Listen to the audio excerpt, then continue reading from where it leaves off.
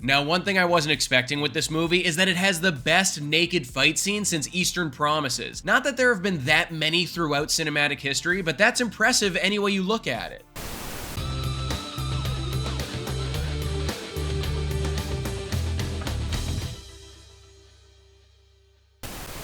What's up, guys? I'm Sully, and today we're talking about the new Jennifer Lawrence raunchy comedy, No Hard Feelings. All you need to know about this one is that the story goes like this. On the brink of losing her home, Maddie finds an interesting job listing. Helicopter parents looking for someone to bring their introverted 19-year-old son out of his shell before college. She has one summer to make him a man or die trying. So you can clearly tell with the marketing campaign for this one that this movie is trying to mimic the R-rated raunchy comedy of the early 2000s. Every single poster, every single commercial puts out there front and center that this thing is rated R, and I absolutely love the films it's trying to piggyback off of. Superbad, Forgetting Sarah Marshall, Knocked Up, The 40-Year-Old Virgin. You wouldn't realize it on the surface, but the best of those movies are as heartfelt as they are drop-dead hilarious. Which is insane to think that a movie where Steve Carell gets his chest waxed also has a lot to say about love and emotional connections, but it does. Now, with No Hard Feelings, I thought the heartfelt piece of the pie was there, but I don't think it was as funny as I was hoping it would be. I think there were a lot of places in this movie they could have taken things a step or two further, especially when you know the marketing department was telling everyone and their mother that this thing was geared towards a more mature audience.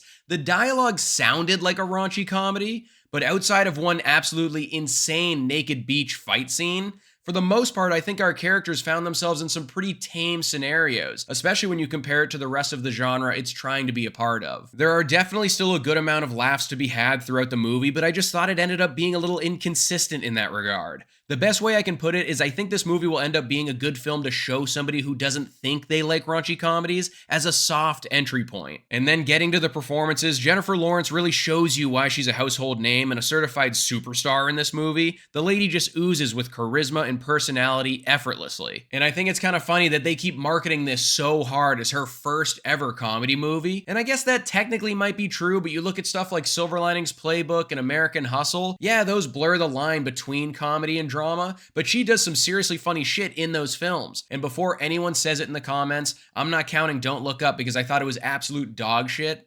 Don't Look Up at the Movie Screen is what they should have called it. That was terrible, but you get the point. When it comes to her counterpart and the guy she's trying to seduce, Andrew Barth Feldman plays that awkward and sweet role pretty well. This is the first time I think I've ever seen him in anything. I guess he made a name for himself on Broadway first and foremost, and you can tell he's the real deal because he absolutely kills a musical number in this movie. Most of the heartfelt beats in the film come from him, and he definitely had my audience in the palm of his hands, oohing and ahhing whenever he does something sweet or sentimental, and it does add a satisfying element to the movie. And this is probably obvious, but the best parts of this film are when these two actors are sharing the screen together. They have a good chemistry, and they're able to play off of each other pretty well. You can just tell both of them had an absolute blast when they were making this movie, and even though it's not one of the most memorable comedies of the past couple years, all of those emotional moments they share and watching their characters grow alongside one another provides a pretty decent payoff. At the end of the day, does No Hard Feelings push the boundaries of the raunchy comedy genre? It definitely doesn't.